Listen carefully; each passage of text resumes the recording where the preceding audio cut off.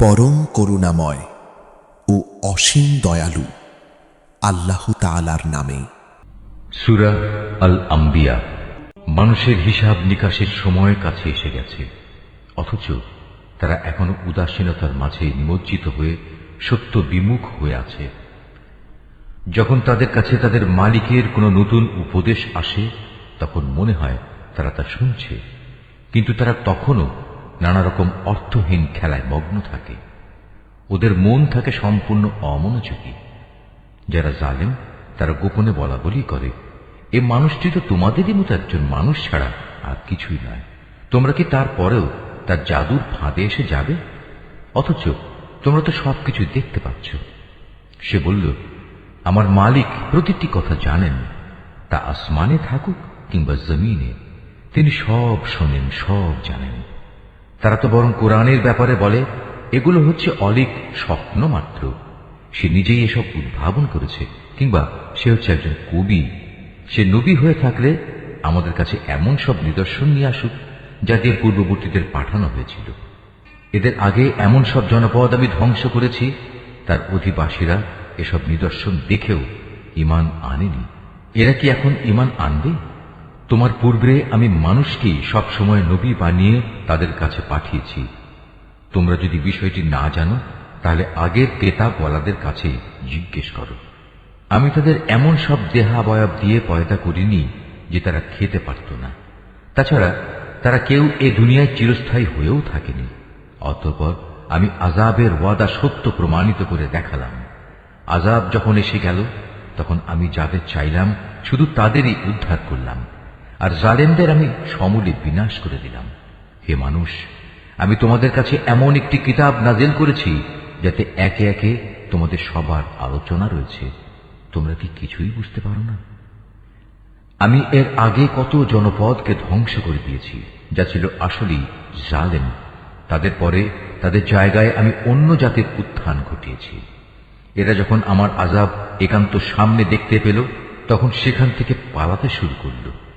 আমি বললাম, তোমরা আজ পালিও না, বরং ফিরে যাও তোমাদের সম্পদের কাছে ও তোমাদের বাড়ি ঘরের দিকে। সম্ভবত তোমাদের কিছু জিজ্ঞাসাবাদ করা হবে। তারা বলল, হায় দুর্ভাগ্য আমাদের, আমরা সত্যি জালেম ছিলাম। অতঃপর তারা এই আহাজারি করতেই থাকলো, যতক্ষণ না আমি তাদের সমূলে ধ্বংস করে দিয়েছি। তারা হয়ে পড়ল কাটা ফসল ও নির্বাপিত আলোক রশ্মির মতো। আসমান, জমিন ও তাদের মধ্যবর্তী সব কিছুর কোনোটাই আমি খেল তামাশার জন্য পয়দা করিনি। আমি যদি নেহায়েত কোনো খেল তামাশার বিষয় বানাতে চাইতাম, তাহলে আমি আমার কাছে যা নিষ্প্রাণ বস্তু আছে তা দিয়েই এ সব কিছু বানিয়ে দিতাম। বরং আমি সত্যকে মিথ্যার উপর ছুঁড়ে মারি, অতঃপর সে সত্য এ মিথ্যার মগজ বের করে দেয়। এর ফলে যা মিথ্যা তার সাথে সাথে নিশ্চিহ্ন হয়ে যায়। দুর্ভোগ তোমাদের! তোমরা যা কিছু উদ্ভাবন করছো তা থেকে আল্লাহ তাআলা অনেক পবিত্র। আসমান সমূহ ও জমিনে যা কিছু আছে সবই তো তাঁর মালিকানাধীন। তাঁর একান্ত সান্নিধ্যে যেসব ফেরেশতারা আছে, তারা কখনো তার ইবাদত করতে অহংকার বোধ করে না। তারা কখনো ক্লান্তিও বোধ করে না। তারা দিবারাত্রি তাঁর পবিত্রতা ঘোষণা করে। তারা কখনো কোনো অলসতা করে না। এরা কি আল্লাহ তাআলার বদলে জমিনের কোনো কিছুকে মাবুদ বানিয়ে নিচ্ছে? এরা যাদের মাবুদ বানাচ্ছে, তারা কি মৃতকে জীবিত করতে পারবে? যদি আসমান জমিনে আল্লাহ তাআলা ব্যতীত আরো অনেক মাবুদ থাকত, তাহলে কবেই জমিন আসমানের উভয়টাই ধ্বংস হয়ে যেত। এরা যা কিছু বলে, আরশের মালিক আল্লাহ তাআলা সে সব কিছু থেকে পবিত্র ও মহান। তিনি যা কিছু করেন সে ব্যাপারে তাকে কোনো প্রশ্ন করা যায় না, বরং তাদেরই তাদের ক্রিয়াকলাপ সম্পর্কে প্রশ্ন করা হবে। এরা কি আল্লাহ তাআলা ছাড়া অন্য কাউকে মাবুদ বানিয়ে রেখেছে? হে নবী, তুমি বলো, তোমরা দলিল প্রমাণ উপস্থিত করো। আমার সাথীদের এ কিতাব কোরআন এবং আমার পূর্ববর্তীদের কিতাবসমূহ থেকে পারলে কোনো প্রমাণ উপস্থাপন করো। এদের অধিকাংশ মানুষই প্রকৃত সত্য জানে না, তাই সত্য থেকে এরা মুখ ফিরিয়ে নেয়। আমি তোমার আগে এমন কোন নবী পাঠাইনি যার কাছে ওহী পাঠিয়ে আমি একথা বলিনি যে আমি ছাড়া অন্য কোনো মাবুদ নেই এবং তোমরা সবাই আমারই ইবাদত করো। এই মূর্খ লোকেরা বলে, দয়াময় আল্লাহ তাআলা ফেরেশতাদের নিজের সন্তান বানিয়ে নিয়েছেন। তিনি এসব কথাবার্তা থেকে অনেক পবিত্র, বরং তারা হচ্ছে আল্লাহ তাআলার সম্মানিত বান্দা। তারা কখনো তার সামনে আগে বেড়ে কথা বলে না। তারা তো তার আদেশ অনুসারেই কাজ করে। তাদের সামনে পেছনে যা কিছু আছে তা সবই তিনি জানেন। তারা আল্লাহ তাআলার সমীপে শুধু সেসব লোকদের জন্যই কোনো সুপারিশ করে যাদের প্রতি আল্লাহ তাআলা সন্তুষ্ট হয়েছেন। তারা নিজেরাও সবসময় তার ভয়ে ভীত সন্ত্রস্ত থাকে। যারা অহংকারী, তাদের মধ্যে যদি কেউ একথা বলে আল্লাহ তাআলার বদলে আমি হচ্ছি মাবুদ, তাহলে তাকে আমি জাহান্নামের কঠিন শাস্তি দেব। মূলত আমি জালেমদের এভাবেই শাস্তি দেই। এরা কি দেখে না আসমান সমূহ ও পৃথিবী একসময় ওতপ্রোতভাবে মিশেছিল, অতঃপর আমি এদের উভয়কে আলাদা করে দিয়েছি এবং আমি প্রাণবান সব কিছুই পানি থেকে সৃষ্টি করেছি।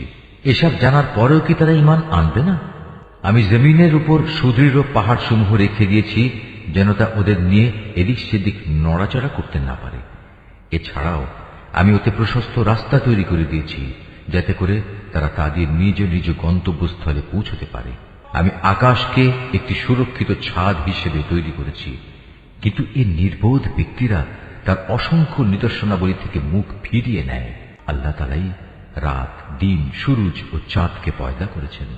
এদের প্রত্যেকেই মহাকাশের কক্ষপথে সাঁতার কেটে যাচ্ছে। হে নবী, আমি তোমার পূর্বেও কোনো মানব সন্তানকে অনন্ত জীবন দান করিনি। সুতরাং আজ তুমি মরে গেলে তুমি কি মনে করো তারা এখানে চিরজীবী হয়ে থাকবে? প্রতিটি জীবকেই মরণের স্বাদ গ্রহণ করতে হবে। হে মানুষ, আমি তোমাদের মন্দ ও ভালো এ উভয় অবস্থার মধ্যে ফেলেই পরীক্ষা করি, অতঃপর তোমাদের তো আমার কাছেই ফিরে আসতে হবে। কাফেররা যখন তোমাকে দেখে তখন মনে হয় তারা তোমাকে কেবল তাদের বিদ্রূপের পাত্র রূপে গ্রহণ করে। তারা তোমার দিকে ইশারা করে বলে, এ কি সে ব্যক্তি যে খারাপ কথা দিয়ে তোমাদের দেবদেবীদের মন্দভাবে স্মরণ সমালোচনা করে? অথচ এরা নিজেরাই দয়াময় আল্লাহ তাআলার স্মরণ অস্বীকার করে। আসলে মানুষকে সৃষ্টি করা হয়েছে তাড়াহুড়ো করার প্রকৃতি দিয়ে, কিন্তু আমি অচিরেই তোমাদের আমার কুদরতের নিদর্শনগুলো দেখিয়ে দেব। সুতরাং তোমরা আমার কাছে তাড়াহুড়ো কামনা করো না। তারা বলে, যদি তোমরা সত্যবাদী হও তাহলে বলো কিয়ামতের এই ওয়াদা কবে পূর্ণ হবে? কত ভালো হতো যদি এই কাফেররা সে ক্ষণটির কথা জানত যখন তারা তাদের সামনে ও তাদের পেছন থেকে আসা আগুন কিছুতেই প্রতিরোধ করতে পারবে না। সে সময় তাদের কোন রকম সাহায্যও করা হবে না।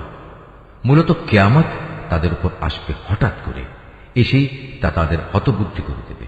তখন তাকে তারা কোনো অবস্থায় প্রতিরোধ করতে পারবে না, আর না তাদের এজন্য কোনো অবকাশ দেয়া হবে। হে নবী, তোমার আগেও অনেক রসুলকে এভাবে ঠাট্টা বিদ্রূপ করা হয়েছিল। পরে দেখা গেল তারা যা নিয়ে ঠাট্টা বিদ্রূপ করেছিল তাই তাদের পরিবেষ্টন করে নিয়েছে। হে নবী, তুমি এদের জিজ্ঞেস করো, কে তোমাদের দয়াময় আল্লাহ তাআলার আযাব থেকে রক্ষা করবে, তা রাতের বেলায় আসুক কিংবা দিনের বেলায় আসুক। কিন্তু সে কথা না ভেবেই এরা নিজেদের মালিকের স্মরণ থেকে মুখ ফিরিয়ে রেখেছে। তবে কি তাদের আরো কোনো মাবুদ আছে যারা আমার আযাব থেকে তাদের বাঁচাতে পারবে? তারা তো নিজেদেরই কোনো সাহায্য করতে পারবে না, না তারা আমার কাছ থেকে সেখানে কোনো সাহায্যকারী পাবে। মূলত আমি এদের এবং এদের পিতৃপুরুষদের যাবতীয় ভোগ সম্ভার দান করে যাচ্ছিলাম এবং এভাবে এদের উপর দিয়ে সমৃদ্ধির এক দীর্ঘ সময় অতিবাহিত হয়ে গেছে। এখন কি তারা দেখতে পাচ্ছে না আমি জমিনকে চারিদিক থেকে তাদের উপর সংকুচিত করে আনছি? তারপরেও কি তারা বিজয়ী হবে বলে আশা করে? হে নবী, তুমি বলো, আমি তো শুধু ওহী দিয়ে তোমাদের জাহান্নামের ভয় দেখাই, কিন্তু এরা হচ্ছে বধির, তাই এদের সতর্ক করা হলেও এরা সে সতর্কবাণী শুনতে পায় না। অথচ তোমার মালিকের আযাবের সামান্য কিছু অংশ যদি এদের স্পর্শ করে তখন এরা বলে উঠবে, হায় দুর্ভাগ্য আমাদের, আমরা সত্যি জালেম ছিলাম। কিয়ামতের দিন আমি ন্যায় বিচারের জন্য একটি মানদণ্ড স্থাপন করব। অতঃপর সেদিন কারো কোনো মানব সন্তানের উপরই কোন রকম জুলুম হবে না। যদি একটি শস্যদানা পরিমাণ কোনো আমলও তার কোথাও লুকিয়ে থাকে, হিসাবের পাল্লায় তা আমি যথার্থই এনে হাজির করব। হিসাব নেয়ার জন্য আমি যথেষ্ট। অবশ্য আমি মুসা ও হারুনকে ন্যায় অন্যায়ের ফয়সালাকারী একটি গ্রন্থ দিয়েছিলাম। পরহেজগার লোকদের জন্য দিয়েছিলাম আধারে চলার আলো ও জীবনে চলার উপদেশ। এটা তাদের জন্য যারা আল্লাহ তাআলাকে না দেখেও ভয় করে এবং তারা কিয়ামত সম্পর্কে ভীত সন্ত্রস্ত থাকে। আর এ হচ্ছে বরকতপূর্ণ উপদেশ।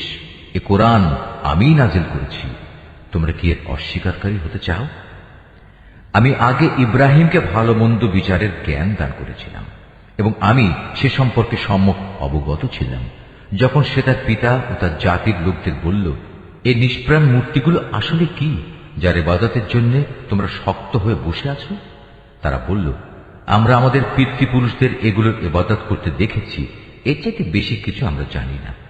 সে বলল, এগুলোর পূজা করে তোমরা নিজেরা যেমন আজ সুস্পষ্ট গুমরাহিতে নিমজ্জিত হচ্ছ, তেমনি তোমাদের পূর্বপুরুষরাও গুমরাহিতে নিমজ্জিত ছিল। তারা বলল, তুমি কি আসলেই আমাদের কাছে কোনো সত্য নিয়ে এসেছো, না অযথাই আমাদের সাথে তামাশা করছো?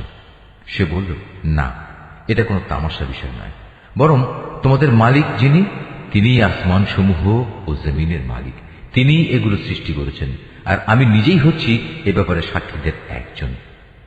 আল্লাহ তাআলার শপথ, তোমরা এখান থেকে সরে গেলে আমি তোমাদের মূর্তিগুলোর ব্যাপারে একটা কৌশল অবলম্বন করব। অতঃপর তারা চলে গেলে ওদের বড়টি ছাড়া অন্য মূর্তিগুলোকে সে চূর্ণ বিচূর্ণ করে দিল, যাতে করে তারা তার ঘটনা জানার জন্য এ বড়টার দিকেই ধাবিত হতে পারে। যখন তারা ফিরে এসে মূর্তিদের এ দুরবস্থা দেখল, তখন তারা বলল, আমাদের দেবতাদের সাথে এ আচরণ করল কে? যেই করেছে নিঃসন্দেহে সে জালেমদেরই একজন। লোকেরা বলল, আমরা শুনেছি এক যুবক ওদের সমালোচনা করছিল। হ্যাঁ, সে যুবককে বলা হয় ইব্রাহিম। তারা বলল, যাও, তাকে সব মানুষের চোখের সামনে এনে হাজির করো, যাতে করে তারা তার বিরুদ্ধে সাক্ষ্য দিতে পারে। ইব্রাহিমকে আনার পর তারা তাকে জিজ্ঞেস করল, হে ইব্রাহিম, তুমি কি আমাদের মূর্তিগুলোর সাথে এই আচরণ করেছ? সে বলল, বরং ওদের বড়টাই সম্ভবত এসব কিছু ঘটিয়েছে, তোমরা মূর্তিগুলোকে জিজ্ঞেস করো না। তারা যদি কথা বলতে পারে তাহলে তারাই বলবে কে তাদের সাথে এই আচরণ করেছে। ইব্রাহিমের এই অভিনব যুক্তি শুনে তারা নিজেরা চিন্তা করে নিজেদের দিকে ফিরে এলো এবং একে অপরকে বলতে লাগলো, জালেম তো সে নয় যে ওটা ভেঙেছে, জালেম তো হচ্ছে তোমরা যারা এর পূজা করো। অতঃপর লজ্জায় ওদের মাথা অবনত হয়ে গেল। ওরা বলল, হে ইব্রাহিম, তুমি তো ভালো করে জানো এরা কথা বলতে পারে না। সে বলল, তাহলে তোমরা কেন আল্লাহ তাআলাকে বাদ দিয়ে এমন কিছুর পূজা করো যারা তোমাদের কোনো উপকারও করতে পারে না, তোমাদের কোনো অপকারও করতে পারে না? ধিক তোমাদের জন্য এবং আল্লাহ তাআলাকে বাদ দিয়ে তোমরা যাদের পূজা করো তাদের জন্য। তোমরা কি এদের এই অক্ষমতাটুকু বুঝতে পারছো না? এ সময় রাজার লোকেরা বলল, একে আগুনে পুড়িয়ে দাও। যদি তোমরা কিছু করতেই চাও তাহলে আগে গিয়ে তোমাদের মূর্তিগুলোর প্রতিশোধ গ্রহণ করো। অপরদিকে আমি আগুনকে বললাম, হে আগুন, তুমি ইব্রাহিমের জন্য শীতল ও শান্ত হয়ে যাও। ওরা তার বিরুদ্ধে একটা ফন্দি আঁকতে চাইল, আর আমি তাদের উল্টো ক্ষতিগ্রস্ত ও ব্যর্থ করে দিলাম। অতঃপর আমি তাকে এবং আমার নবী লূতকে উদ্ধার করে এমন এক দেশে নিয়ে গেলাম যেখানে আমি দুনিয়াবাসীর জন্য অনেক কল্যাণ রেখেছি। অতঃপর আমি ইব্রাহিমকে তার ছেলে হিসাবে ইসহাক দান করলাম, তার উপর আরো দান করলাম পৌত্র হিসেবে ইয়াকুব। এদের সবাইকেই আমি ভালো মানুষ বানিয়েছিলাম। আমি তাদের দুনিয়ার মানুষদের নেতা বানিয়েছিলাম। তারা আমার নির্দেশ অনুসারে মানুষকে সুপথ দেখাতো, নেক কাজ করা, নামাজ প্রতিষ্ঠা করা ও যাকাত দেওয়ার জন্য আমি তাদের কাছে ওহী পাঠিয়েছি। তারা সর্বত্রই আমার আনুগত্য করত। ইব্রাহিমের মতো আমি লূতকেও প্রজ্ঞা দান করেছিলাম। তাকেও আমি এমন একটি জনপদ থেকে উদ্ধার করে এনেছি যার অধিবাসীরা অশ্লীল কাজ করত। সত্যি তারা ছিল জঘন্য বদ ও গুনাহগার জাতি, আর আমি তাকে আমার অনুগ্রহ ভাজন করেছি। উপরন্তু সে ছিল একজন সৎ কর্মশীল নবী। হে নবী, তুমি নূহের কাহিনীও তাদের শোনাও। নূহ যখন আমাকে ডেকেছিল ইব্রাহিমেরও আগে, তখন আমি তার ডাকে সাড়া দিয়েছিলাম এবং তাকে ও তার পরিবার পরিজনদের আমি এক মহাসংকট থেকে উদ্ধার করেছিলাম। আমি তাকে এমন এক জাতির মোকাবেলায় সাহায্য করেছিলাম যারা আমার আয়াতসমূহ অস্বীকার করেছিল।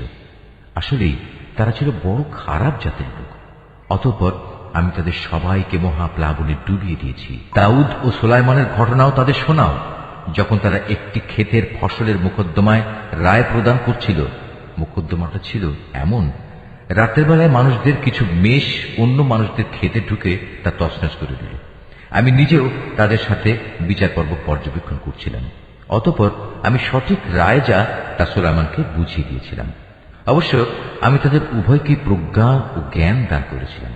আমি পাহাড়, পর্বত এবং পাক পাখালিকেও দাউদের অনুগত করে দিয়েছিলাম, যেন তারাও তার সাথে আল্লাহ তাআলার পবিত্রতা ও মহিমা ঘোষণা করতে পারে। আর আমি এসব কিছু ঘটাচ্ছিলাম।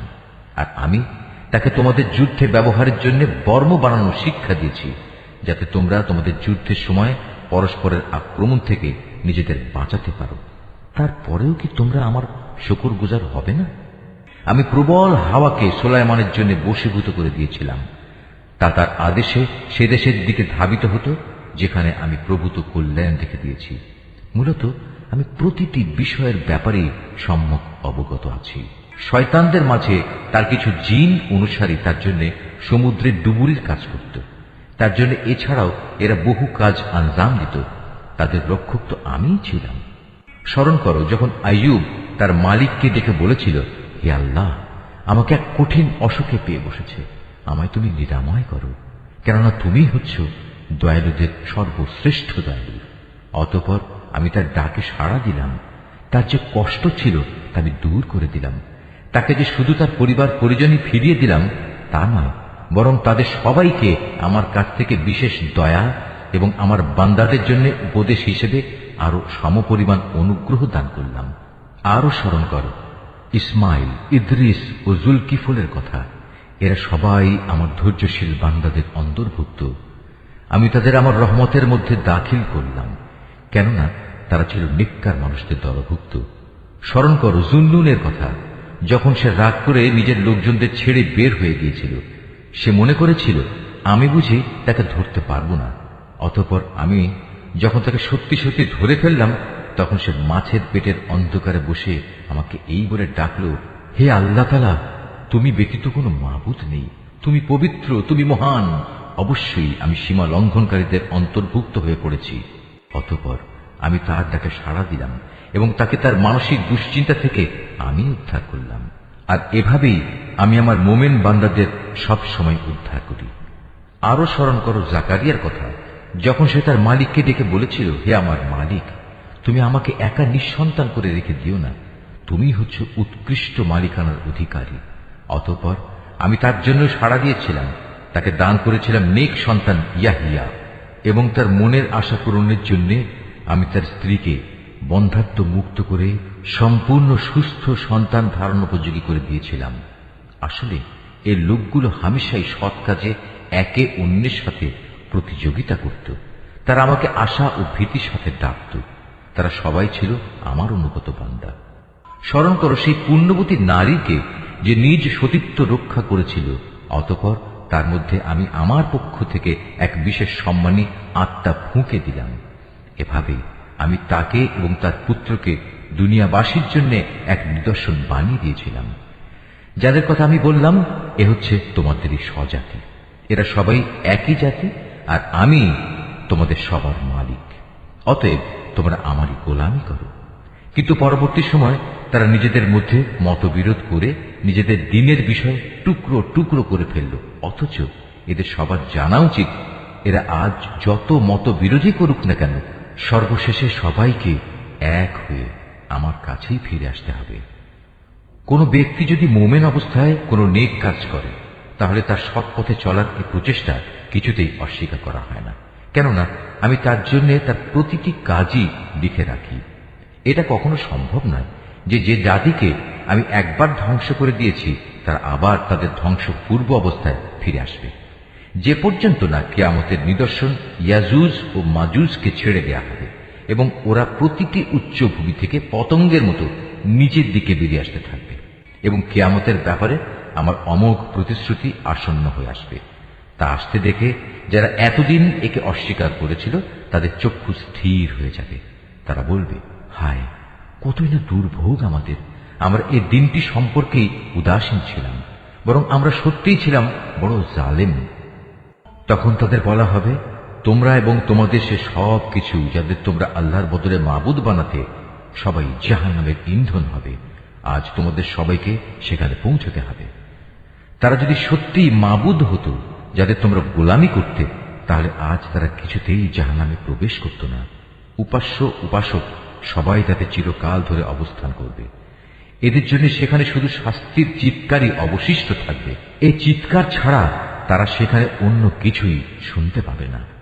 অপরদিকে যাদের জন্য আমার কাছ থেকে অনন্ত কল্যাণ নির্ধারিত হয়ে আছে, অবশ্যই তাদের জাহান্নাম ও তার আযাব থেকে অনেক দূরে রাখা হবে। তারা তাদের সুখের ঘরে বসে ভয়াবহ চিৎকারের ক্ষীণতম শব্দও শুনতে পাবে না। তাদের জন্য তো বরং সেখানে তাদের মন যা চায় তাই হাজির থাকবে, তাও থাকবে আবার চিরকাল ধরে। জাহান্নামের বড় ভীতি তাদের সেদিন মনে কোন রকম দুশ্চিন্তা সৃষ্টি করতে পারবে না। সেদিন ফেরেশতারা তাদের অভিনন্দন জানিয়ে বলবে, তোমাদের সাথে যে ওয়াদা করা হয়েছিল এ হচ্ছে তোমাদের সে ওয়াদা পূরণের দিন।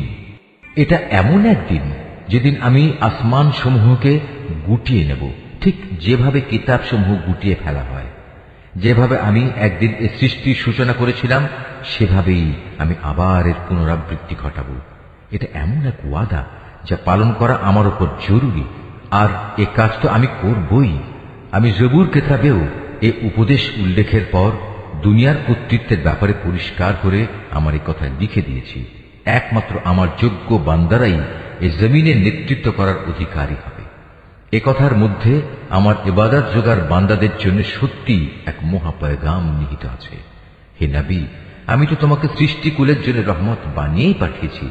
তুমি এদের বলো, আমার উপর এই মর্মে ওহী পাঠানো হয়েছে যে তোমাদের মাবুদ একজনই।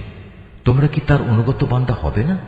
হ্যাঁ, তারা যদি তোমার কথা থেকে মুখ ফিরিয়ে নেয়, তাহলে তুমি বলো, আমি তোমাদের জান্নাতের সুখবর দেওয়ার পাশাপাশি আযাবের ব্যাপারেও একই পরিমাণ সতর্ক করছি।